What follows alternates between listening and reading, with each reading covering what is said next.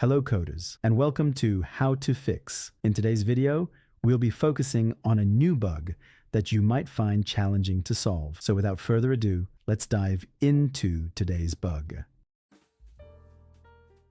Now, let's execute code 1 to generate the error and observe what happens. Here's the elucidation and the resolution to the bug. Do take a moment to pause the video to understand the explanation. Let's adjust the code now and watch the outcome it yields.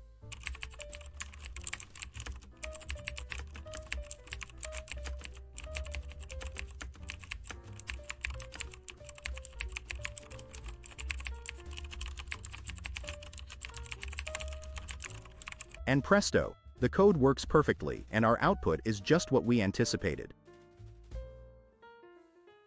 The bug is no more. That's the end of today's lesson.